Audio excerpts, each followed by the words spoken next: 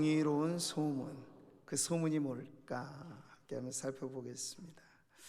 자, 우리는 계속해서 금요 철야 기도하는 시간에 치유와 회복의 기도를 주님 앞에 드리고 있습니다. 누구라도 될 수 있어요. 엘리야의 처지가 된다는 건 나는 아니지, 나는 예외야. 강철 같은 사람이 부러지면 더 크게 다치는 법이죠. 로뎀나무 그늘 아래 죽겠다 싶을 정도로 무너진 그 인생. 그러나 그에게 누가 있었습니까? 손 내밀어 잡아주시고 어루만져 주시는 하나님이 함께 하셨습니다. 우리가 말씀을 통해서 믿어야 될 하나님은 어떤 분이신가요?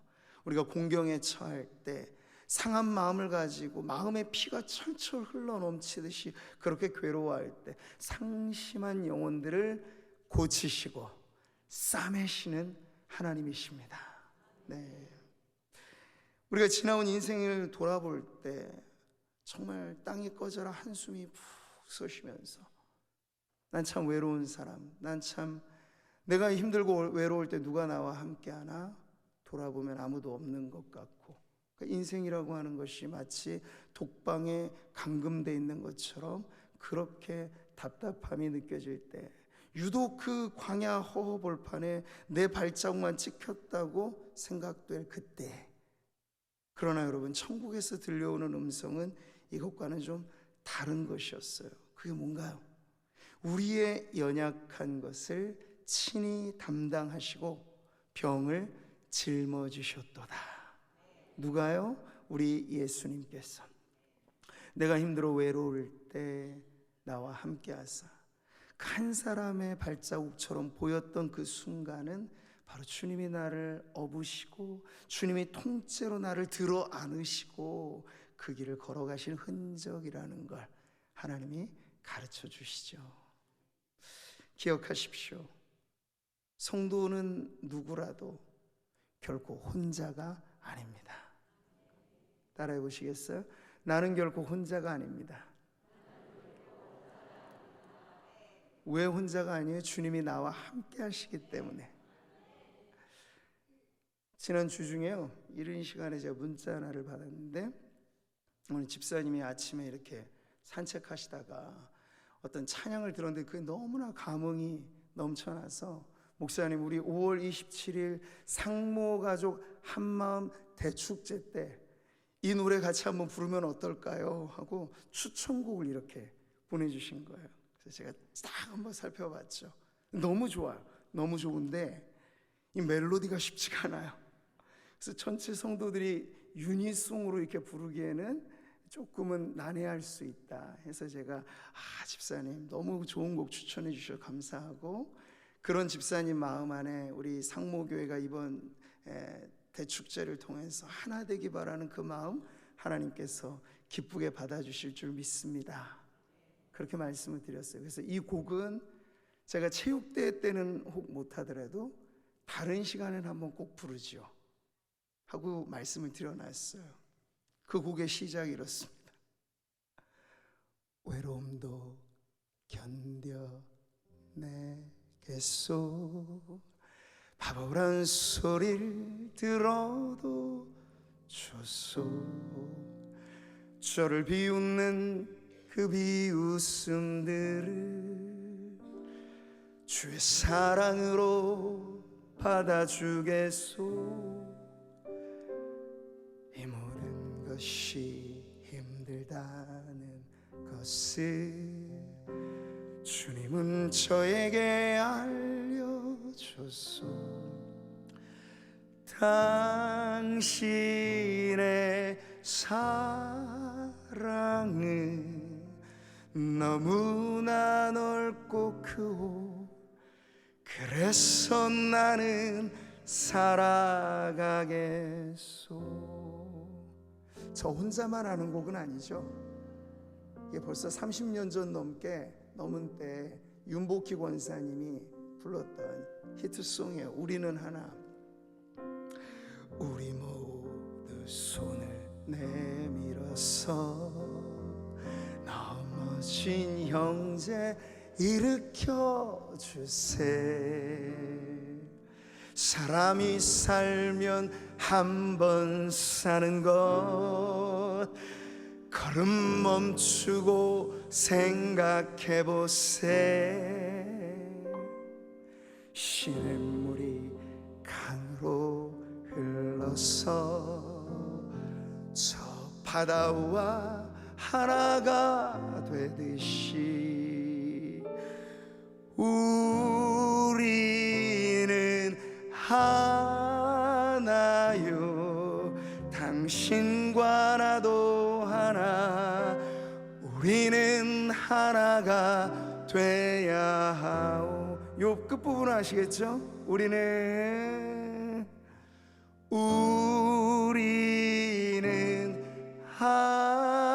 하나요. 당신과 나도 하나. 우리는 하나가 돼야 하오. 아멘. 비록 제가 어설프게 거의 독창급으로 부른 것 같지만 이런 마음이라는 거예요. 우리 성도들의 마음은 하나 되고 싶다. 아픈 마음 어루만지고, 나도 아프지만 당신도 아프고, 교회란 아픈 사람들끼리 서로 모여 그 아픔을 어루만지는 것. 주님이 그러하시듯 나도 형제와 자매의 아픔을 어루만지겠소. 세상은 상처 입은 인생들을 헤집고 그 쓰린 마음을 더 아프라 만들지만, 교회는 세상과 달라서 그 아픔을 봉해주고 어루만져주고 그렇게 하나됨을 이루는 곳이니 당신과 나는 주 안에서 이미 하나라오. 그렇게 고백해주는, 오늘 이 자리에 기도함으로써 우리가 그렇게 서로를 붙잡아주는 공동체를 이루기를 소망합니다. 제가 겸해서 5월 27일 행사 광고도 한 거예요. 그래서 이 자리에 함께 계신 우리 분들, 교회에 큰 중요한 행사들이 있으면요, 그 행사는 기도로 얼만큼 준비하느냐에 따라서 그 당일의 결과가 달라져요. 그래서 우리가 금요철야도 그렇고 새벽기도 때도 그렇고 목장에서도 그렇고 전도회에서도 그렇고 코로나 3년간 우리가 누리지 못했던 성도들의 교제, 전 세대가 어우러지는 그 축제 한마당을 통해서 정말 하나님 아름답다 여기시는 우리 상모 가족 한마음 대축제가 되기를 소망합니다. 자, 오늘 본문에 우리는 딱한 처지에 놓여 있는 한 사람의 나병 환자를 보게 됩니다. 그는 어느 한 부위만이 아니라 온몸이 나병에 퍼져서 그렇게 끔찍한 삶을 이어오는 사람이에요. 얼마간의 고생을 하였는지 그 나이를 우리는 알 수 없지만 아마 그가 살아온 내력 자체가 고통으로 얼룩진 인생이었을 겁니다. 그러나 여러분, 아이러니하게도 나병이라고 하는 병의 치명적인 문제는 고통을 느낄 수 없기 때문에 고통 가운데 살아가야 하는 질병이 바로 나병이라는 것이었어요. 우리 몸에는 여러분, 하나님께서 예민하게 만들어 놓으신 고통을 자각하는 신호체계가 있습니다. 상체계 하나가 나더라도 우리는 온 신경이 거기에 집중되고, 그래서 몸이 면역적인 부분을 통해서는 아니면 자신이 자가적인 어떤 노력으로 이걸 해결하려고 노력해요. 그래서 고쳐지는 거예요. 나병이라고 하는 것은 상체기가 나도 느낌이 없어요. 고통이라고 하는 것을 자각하지 못하니 그저 빨리 덮어주면 반창고 하나로 나을 수 있는 병이 방치돼서 괴사가 일어나고 나중엔 아예 썩어 문드러져서 팔 하나가 잘려나가야 할 판인 그러한 질병. 그래서 이 폴 브랜드라고 하는 의사가 평생에 걸쳐서 한생병을 연구하고 이 나병에 걸린 환자들을 돌보는 일에 헌신했던 그가 밝혀낸 것은, 나병이라고 하는 것은 통증에 대한 무감각의 결과다라고 밝힌 거예요. 그럼으로써 그 반대적인 측면에서 그가 하나님의 은혜를 소개한 것은, 고통 가운데 혹 있으십니까? 그러나 내가 고통 가운데 있다라고 하는 그 영혼의, 우리의 양심의 고통 그 자체가 우리로 하여금 양심에 화인맞지 않는 인생을 살게 하는 것입니다. 하여 고통이라고 하는 것은 그 포장지는 매우 투박하고 거칠어 보이지만 고통의 포장지를 열어서 그 안의 내용물을 보면 하나님의 감추어진 선물이 반드시 성도들이 당하는 고통과 고난이라고 하는 것이라고 하는 것을 알려주었습니다. 그러나 지금 아마 이 자리에서도 그 포장지만 보고서 놀라하는 것이 우리이기 때문에 고통을 그렇게 달갑게 여기는 성도들이 얼마나 될지는 모르겠어요. 그러나 지나고 보면 우리는 다 알게 됩니다. 그때 그 자리에서 나를 키우고 나의 이 영혼을 성숙시킨 것은 바로 그 고통이었지. 앞으로도 우리는 그렇게 연단된 믿음으로 하나님 만들어 주실 텐데, 바로 오늘 우리를 조각하듯 하나님께서 정과 망치로 우리를 아주 걸작으로 만들어 가시는 그 고통의 세월이 어느 날 훗날 돌이켜 볼 때 하나님 감사합니다. 내가 약할 때 그리스도 안에 나는 강함을 배웠고 그리스도의 능력은 나의 약한 곳에서 온전하게 되었음을 제가 비로소 깨달았나이다. 네, 그런 고백의 자리로 우리를 인도해 주실 줄 믿습니다. 자, 그러니 오늘 우리가 이 본문에 등장하는 나병 환자의 끔찍한 상태가 얼마나 고통스러운 현장인가를 알게 됩니다. 고통조차 느끼지 못한 채 율법으로서는 부정한 병이라 선고받았던, 그래서 사회적으로 격리되었고 따스한 온정을 느낄 수 없는 그러한 홀로 정말 외롭게 그 고생의 길을 걸어가야 했던 이들이 바로 나병 환자였기 때문에 그렇죠. 근데 오늘 본문을 보니까 그에게 찾아온 인생의 절호의 찬스가 있었습니다. 바로 병을 고치시고 싸매어 주시는 예수님이 그의 삶의 자리를 지나가시는 거예요. 그에게 다가오시는 예수님의 발자국 소리를 들으면서 모든 사람이 다 그랬던 것은 아닐 텐데 그 나병 환자의 마음 가운데는 믿음의 씨앗이 뿌려지게 된 것이죠. 지금이로구나. 내가 살아온 날들의 총합이 고통이었다 한들 난 거기에 머무르지 않아. 이제 내게 지나가시는 그분, 나의 질병을 짊어지시는 그 예수님을 내가 붙잡는다면 내 인생에 새로운 날이 찾아오게 될 거야. 믿음의 씨앗이 그렇게 뿌려진 것이죠. 그래서 이 나병 환자가 예수님 앞에 나아가는 모습을 오늘 본문은 이렇게 보여주고 있습니다. 다 같이 읽어보시죠.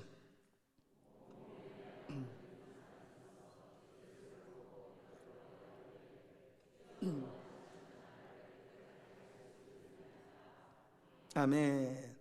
자, 오늘 본문이 매우 단순하죠. 사실 이 한 구절 안에서 모든 게 시작되는 걸 볼 수 있어요. 온몸에 고칠 수 없는 병으로 고통받는 세월을 한평생 살아왔던 그 사람에게 찾아온 일생일대의 기회, 그것은 예수님이셨습니다.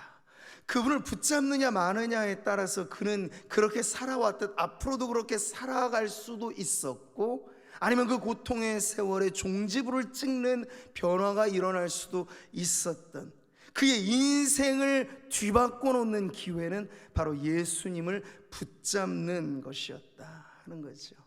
믿음이 어렵습니까? 복음서를 읽어보니 믿음은 그렇게 어려운 것은 아닙니다. 붙잡는 것이에요. 내가 그 옷가에 손을 댔기만 하더라도.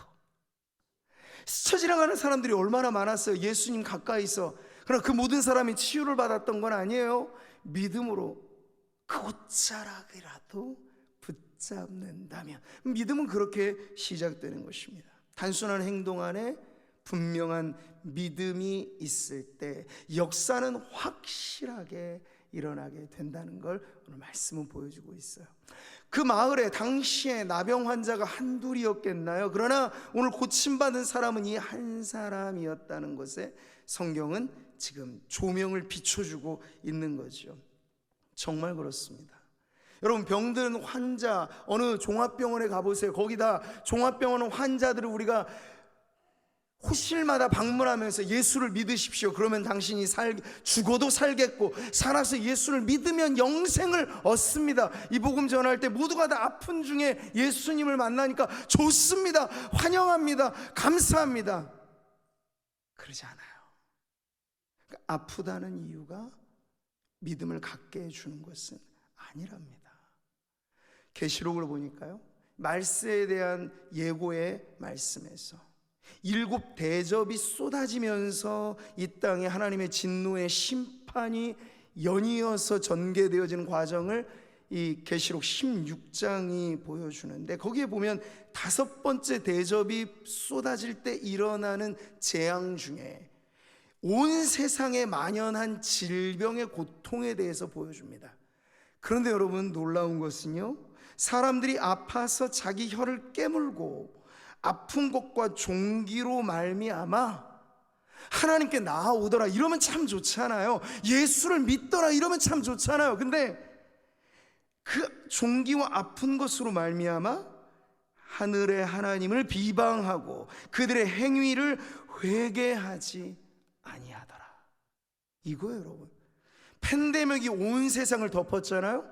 3년 넘게 세월이 지나왔잖아요. 그러면 우리가 생각하기에 이 고통 속에 터널을 지나갈 때 믿어야 될 것인데, 건강할 때 가졌지 못했던 믿음이 약해질 때만이라도 좀 생겨나서 인생은 당신이 주인이 아니고 생사화복을 쥐고 계신 이는 하나님이시다는 사실을 이러한 시대야말로 배울 수 있을 법한데, 어찌된 일인지 믿노라 여겼던 사람들의 믿음마저도 온데간데 없어져 버린, 행방이 묘연해져 버리는 그러한 우리는 경험을 지금 하고 있잖아요.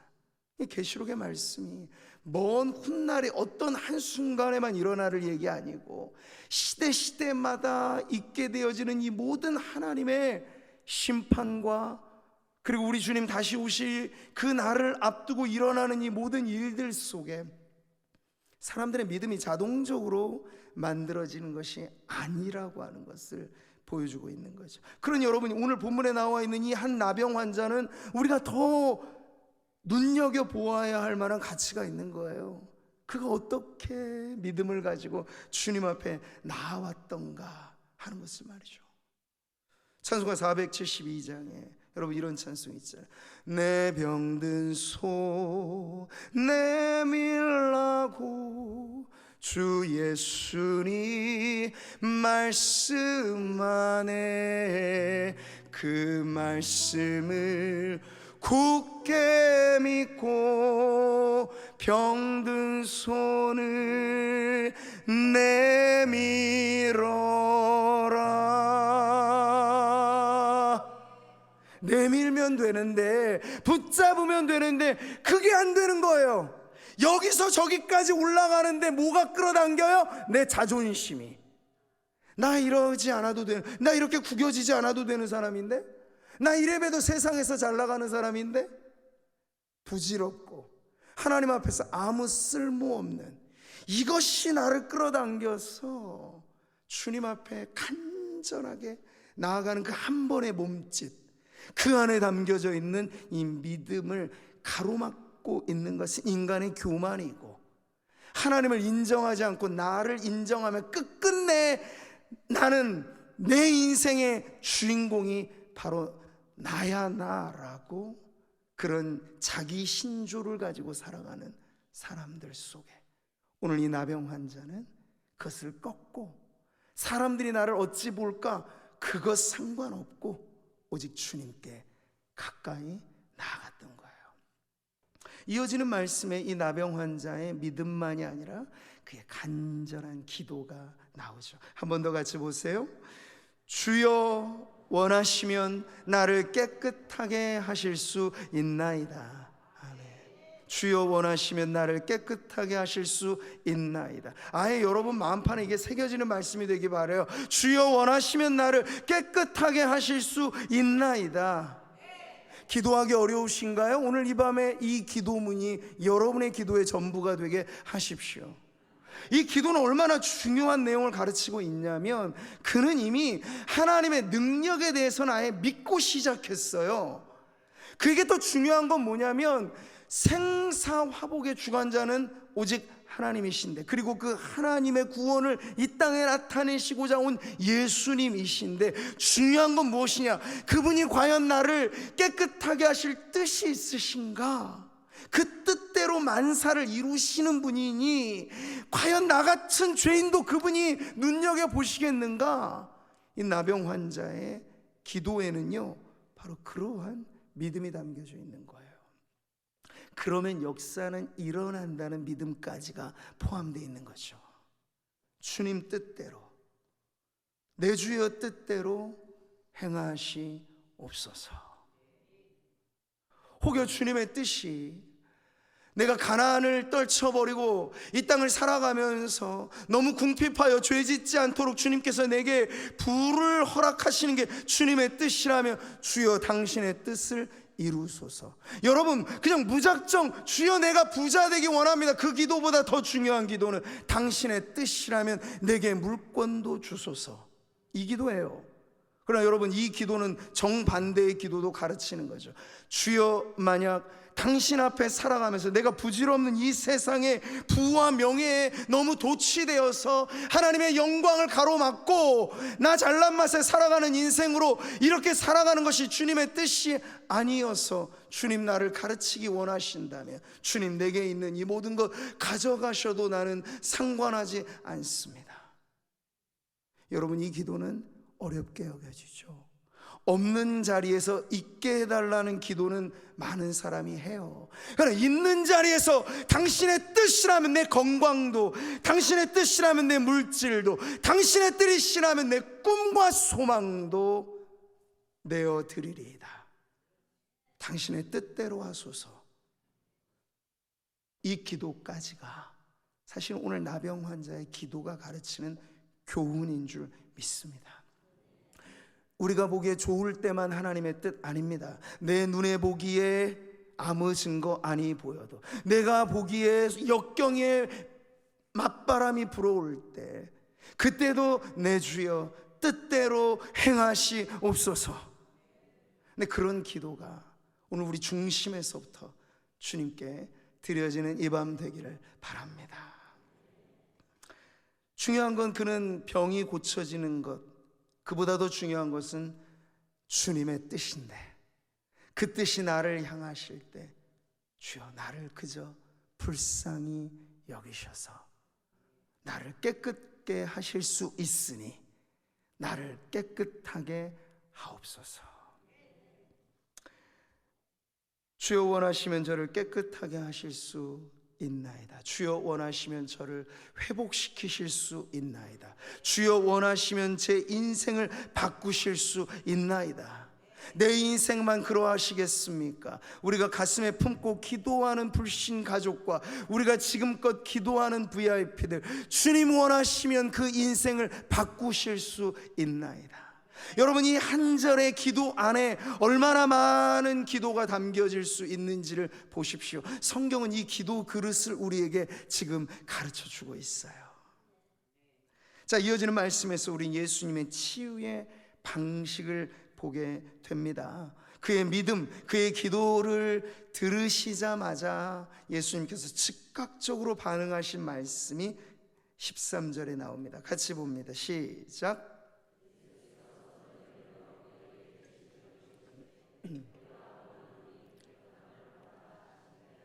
나병이 곧 떠나니라. 아멘. 우리 예수님 말씀드리자면 눈높이 교육의 대가라고 할 수 있겠어요. 그럼 여러분, 예수님 앞에 나올 때 우리가 아무리 나를 높여 세우려 한들 하나님의 수준에 우리가 맞출 수 있겠어요? 하나님의 완전한 거룩, 하나님의 완전한 의에 우리가 어찌 명함이라도 내놓을 수 있겠습니까? 그러니 우리를 꾸미려고 애쓰는 게 신앙이 아니고, 그 꾸미려고 하는 걸 발가벗고 있는 모습 그대로 나아가는 게 제일 좋은 믿음이라고 여러분 여기시기를 바랍니다. 그러면 우리 주님은 선하시고 인자하셔서 마치 부모가 어린아이의 눈높이에 맞춰서 그 키 작은 아이에게 이렇게 이렇게 수그리며 그 눈과 눈을 맞추고 대화를 하듯이 주님이 우리에게 맞춰 주신다는 거예요. 그러니 우리는 오늘도 담대한 믿음을 갖되 진실하게, 그리고 솔직하게, 그리고 겸손하게, 그리고 간절하게 주님 앞에 나아가는 성도들 되시기를 바랍니다. 눈높이라고 했잖아요. 예수님의 치유 방식이 주님 뜻대로 하시는 거예요. 그냥 이렇게 저렇게 하시듯 다 주님의 뜻대로 하시는 건데, 이 나병 환자의 기도에 어쩜 이렇게 쿵짝이 잘 맞게 주님이 응답해 주셨는가를 보는 거죠. 나병 환자가 말합니다. 주님이 원하시면, 예수님 답하세요. 내가 원하노니. 나병 환자가 기도합니다. 나를 깨끗하게 하실 수 있나이다. 주님이 응답합니다. 깨끗함을 받으라. 뭐예요? 그 기도에 정확하게 주님이 응답을 해주신 거예요. 그러니 여러분, 기도하는 이 시간, 기도의 말 한마디가 얼마나 청금같이 귀하다는 걸 잊지 마시기를 바라요. 나병 환자의 기도를 꼭 기억하셔서 그 말한 대로 예수님께서 응답하셨잖아요. 원하오, 주님 원하시면, 그래 내가 원한다, 깨끗하게 하실 수 있나이다. 깨끗함을 받으라. 내 한마디에 주님의 응답이 그대로 임한다고 우리가 믿는다면, 기도의 한 소절, 기도의 한 단어, 아니 기도하고자 하는 그 마음의 가짐조차도 얼마나 중요한 것인가 하는 것을 꼭 기억하시기를 바랍니다. 예수님께서 산상보훈에서 기도의 가르침을 주실 때 하지 말라고 하는 기도가 있었죠. 이방인의 기도. 이방인의 기도는 무슨 기도입니까? 중언부언하는 기도. 보세요. 또 기도할 때 이방인과 같이 중언부언하지 말라. 그들은 말을 많이 하여야 들으실 줄 생각하느니라. 아멘. 그러니까 예수님께서도 이 말씀을 하시면서 오늘 나병 환자의 케이스를 통해서도 많은 말이 기도의 중요한 관건이 아니고, 기도는 믿음의 언어인데, 그 믿음의 언어는요, 말에 많고 적음에 달려있는 게 아니에요. 가장 설득력 있는 기도의 언어는 솔직하고 진실하고 간절한 언어라면 된다 하는 것을 오늘 주님이 이 나병 환자의 기도에 응답하심으로 보여주고 있습니다. 여기 함께 계신 우리 성도님들 중에 아예 어린애는 지금 잠옷실에 또 있기도 해요. 말을 배우기 전 갓난아기야, 이런 기도도 드리기 어렵겠지만, 이제 말 배우기 시작하면서 배우는 그 정도의 수준만이라도 되면 누구나 할 수 있는 게 기도입니다. 그래서 난 대표기도 하라 하면은 이렇게 얼고 힘들어 하시죠. 그러니까 우리는 군중을 의식하기 때문에 그래요. 물론 대표기도에는 짜임새도 필요하고 시간도 필요합니다. 지켜야 돼.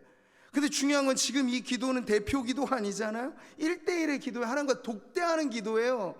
독대하는 기도에 무슨 미사여고 무슨 논리, 무슨 시간이 필요하겠습니까? 직통으로 하나님 앞에 들어가는 그 기도의 자리에 가장 중요한 건 솔직하고 진실하고 간절한 그 기도라면 주님이 그대로 이루실 줄 믿습니다.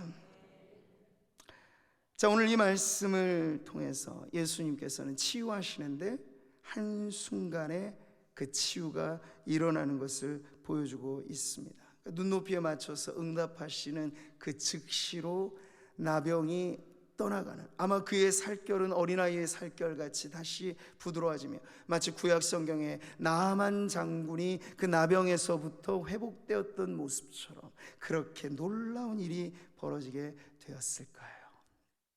제가 지난주 오후 찬양에도 말씀드렸습니다만, 나이 지긋하신 한 연로한 집사님이 눈물을 뚝뚝 흘리시면서 어느 날 갑자기 불현듯 찾아온 불안장애 때문에 아내 되시는 권사님도 이거 몰라, 자식들도 몰라, 집안에 무슨 문제가 있고 걱정이 있으면 내가 이해가 되는데 걱정 없고 문제 없고 내 삶이 너무나 좋은데 눈 뜨고 일어나 보니 숨 쉴 수 없는 답답함이 밀려오면서 그때부터 불안장애로 어디를 못 나다니시겠다는 거예요. 네. 그게 너무나 괴로워서 그 사정을 알고 있는 친한 집사님이 저를 붙잡고 얘기를 하시는 거예요. 목사님 바쁘시겠지만 한번 그 집사님 만나서 좀 기도해 주세요. 제가 한달음에 달려가서 그 이야기 듣는데 얼마나 그 마음이 심정이 아프실까 하는 생각이 들더라고요. 그래서 그 자리에 간절한 믿음으로 기도해 드렸어요. 오후 차영 예배를 마치고 나가면서 인사하시는데 그 집사님의 얼굴에 방긋 웃음이 피면서 저한테 하시는 말씀, 악수하면서 목사님 승리했습니다. 할렐루야. 여러분, 고통의 세월이 얼마였냐를 하나님 앞에 주장하지 마세요. 그건 한순간에도 뒤집어질 수 있어요. 우리 하나님은 역전승의 대가이시니까. 그러니까 내가 살아와 봤더니 이건 안 되라고 우리가 단정지은 그게 문제일 뿐이죠. 하나님이 된다고 말씀하시면 되는 줄 믿습니다. 그게 내 평생의 문제라도 됩니다. 주님이 되라고 하시면 됩니다. 그 믿음, 그 기도, 그렇게 이 놀라운 역사를 주님이 이루시는 오늘 이 밤이 되기를 소망합니다. 자, 오늘 본문은요, 여러 많은 치유의 기사가 그러하듯 문제와 인간의 문제와 하나님의 해결, 인간의 문제와 예수님의 구원의 구도로 딱 짜여져 있어요. 그런데 오늘 본문은요, 그 사건이 이미 다 해결된 이후에 연장되어지는 말씀이 나와요. 바로 이 구절이죠. 예수께서 그를 경고하시되, 경고하세요.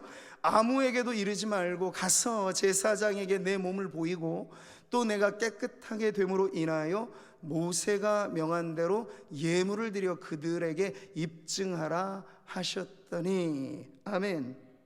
이 말씀은 두 가지가 있는 거예요. 하나는 너 병 나았다고 사방팔방 다니면서 내 이름 얘기하지 마라, 시끄럽게 하지 마라, 이 얘기를 하시는 거예요. 이게 얼마나 세상의 방식과 다르다는 걸 우리는 알아요. 그리고 또 하나 뒤에 나와 있는 얘기는 이제 질병이 그 사람이 알거든요. 이건 확실한 변화니까, 나병이 눈앞에서 없어져 버렸으니까요. 근데 예법을 따라서 구약의 율례대로 제사장에 가서 네가 나병에서 고침받았다라고 하는 확언을 받고 하나님 앞에 마땅히 드릴 예물을 통해서 너 사회적인 격리와 괴리, 율법이 말하는 부정의 그 저주로부터도 벗어나거라. 바로 그 사람에 대한 온전한 회복에 대해서 주님이 뒤처리까지도 다 가르쳐 주신 거예요. 근데 여기 우리는 한 가지를 보죠. 예수님께서는 지금 기적을 일으키셨어요. 그 기적 자체를 과시하지 않아도 기적은 놀라운 일이잖아요. 그런데 주님은 그것을 오히려 감추려고 하세요. 섣불리 가서 사방팔방 동네방네 얘기하지 말라고 하죠. 왜냐하면 그렇게 하면 반드시 많은 사람들이 예수님한테 떼거지로 몰려올 것을 아셨기 때문에 그래요.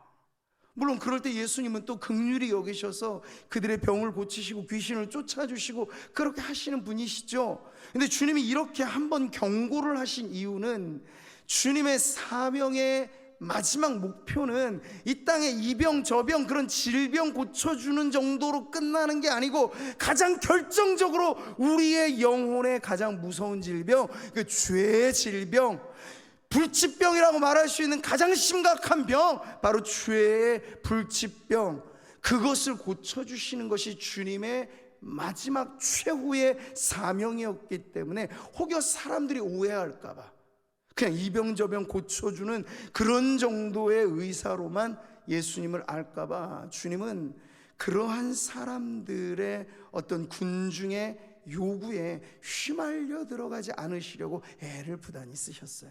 오병이어 사건이 일어날 때도 그랬죠. 사람들이 와 할 만한 기적이 일어나고 나니까 군중은 언제나 그렇듯이 눈앞에 펼쳐진 기적을 보면 숭배하려고 하는 종교적인 본성이 생긴다는 거죠. 그래서 예수님을 억지로라도 우리의 임금으로 이제 헤롯을 해쳐버릴, 그리고 저 로마의 시저까지도 물리쳐버릴 우리의 절대적인 메시아야라고 자기들이 원하는 방식으로 예수님을 앞세우려고 할 때 예수님은 어떻게 하세요?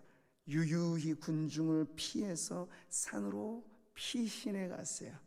거기서 무엇을 하셨을까요? 오늘 본문에 보니까 예수는 물러가사 한적한 곳에서 기도하시니라. 아멘.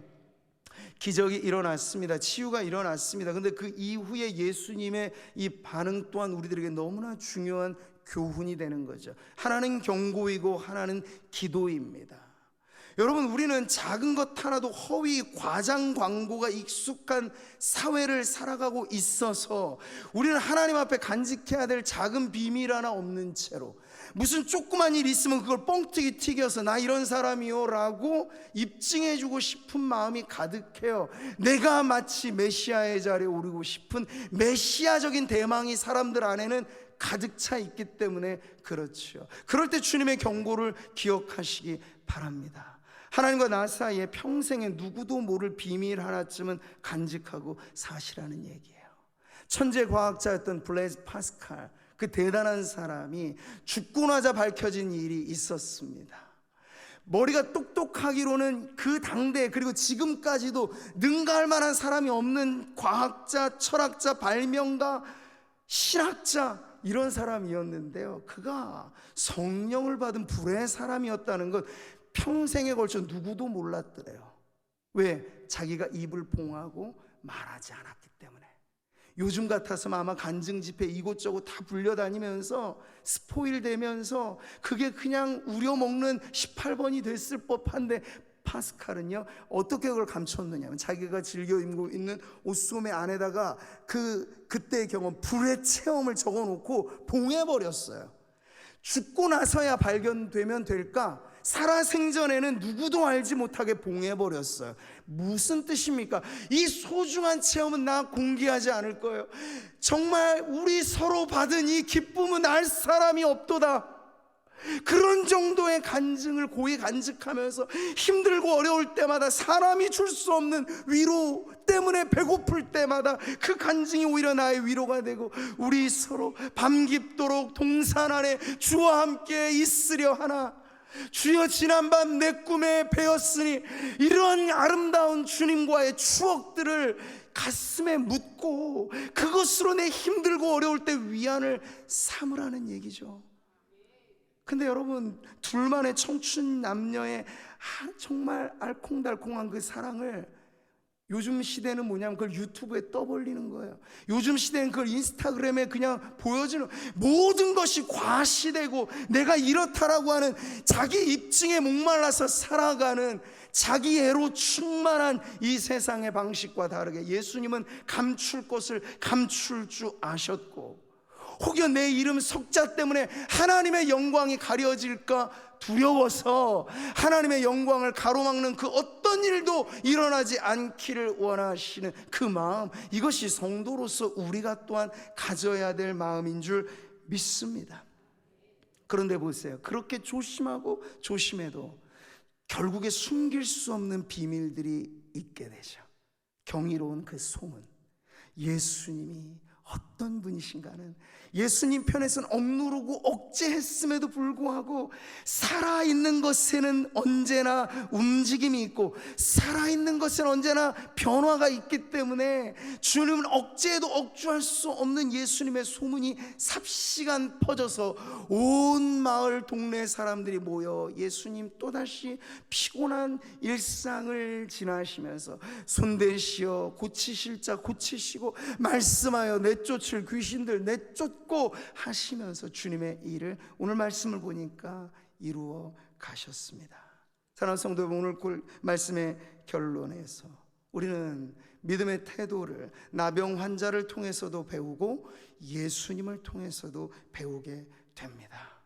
이 나병 환자가 가르치는 기도, 오늘 여기 계신 누구라도 할 수 있는 기도, 어렵게 생각하지 마세요. 정말 어려운 문제는 내 안에 믿음이 없다는 것이고, 내 안에 묵직한 믿음이 있으면 기도는 그 믿음의 실타래에서 뽑혀 나오는 것입니다. 기도를 누가 막겠어요? 믿음 있는 사람의 기도를. 억누르려 해도 억제할 수 없는 기도가 영혼에서 솟구쳐 나오게 될 것입니다.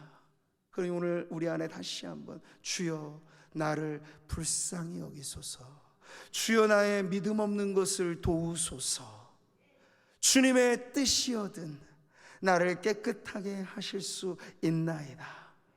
과연 주님의 뜻이 무엇인가를 묻는, 내가 원하는 게 뭐냐를 묻는 건 어렵지 않아요. 그러나 주님의 뜻이 무엇인가를 묻는 그 기도, 오늘 이 밤 우리의 기도 제목 되기를 바라고요. 소중한 은혜일수록 간직하십시오. 그것이 정말 어떤 경우에는 주님이 사명을 주셔서 사도 바울도 가는 곳곳마다 간증했던 대표적인 간증이 있어요. 그가 회심했던 회심담. 그러나 사도 바울이라고 모든 걸 다 이렇게 드러냈느냐? 아니죠. 그는 삼층천에 올라갔다 하는 이러한 기가 막힐 간증들 오히려 감추어왔었어요. 근데 마지못해서 사도 바울이 마치 이런 거 감추고 사니까 그는 그 당시에 허접한 많은 자칭 선지자요, 자칭 사도라고 하는 사람들보다 아니 우리 사도 바울님이 더 없어 보이는 것 같아요. 그래서 고린도 교회가 사도권을 인정하지 막 않고, 그러다 보니까 바울이 어쩔 수 없어서 그래 내가 알고 있는 한 사람에 대해서 얘기하겠습니다. 자기라고 말하지도 않아요. 내가 알고 있는 그 한 사람, 몇 년 전에 그 삼층천에 올라갔다 와서 이루 말할 수 없는 광경을 목격했던 그 사람, 그게 바로 자기의 간증이거든요. 숨겨왔던 거예요. 감추었던 거예요. 그만큼 소중한 것이기 때문에 오늘 우리 성도님들에게도 주님과 나 사이 우리 서로 받은 이 기쁨을 파스칼이 그랬던 것처럼 여러분의 마음의 옷소매에 꼭꼭 묻어두어서 천국 가서 만일천하에 박혀질 때까지 기쁨으로 감추어 둘 만한 아름다운 간증들이 우리 성도님들에게도 있으시기를 축복합니다. 그게 내 믿음을 부욕케 하는 거예요. 네. 오늘 그럼에도 불구하고 일어난 이 경이로운 소문 앞에 우리는 복음의 능력을 봅니다. 교회가 겸손하다고 해서 여러분 약해질까요? 아니에요. 오히려 교회 이름을 세상에 알리려고 시도할 때 교회는 더 약해질 수 있어요. 우리는 다만 주님이 우리 안에 일하심을 보고 싶을 뿐입니다. 억제하려 해도 가둘 수 없는 주님의 영광이 우리의 예배하는 것을 통해서 여러분 이 구미가 아마 작은 지역이 될 정도로 나타나게 될 것입니다. 진실한 믿음으로 예배하는 성도들이 이 자리에 있다면, 간절한 믿음으로 기도하는 성도들이 이 자리에 있다면 가둘 수 없는 주님의 영광이 삽시간에 경이로운 소문이 되어서 수많은 굶주린 영혼들이 찾아오는 만민의 기도의 집으로 하나님이 우리를 세워주실 줄 믿습니다. 내가 바로 기도하는 그 한 사람 오늘 이 밤 되기를 소망하시면서 능력의 이름, 치유의 이름, 주님의 뜻이면 모든 일을 이루시는 그 이름 앞에 우리가 이 시간 믿음의 기도로 나아가도록 하겠습니다.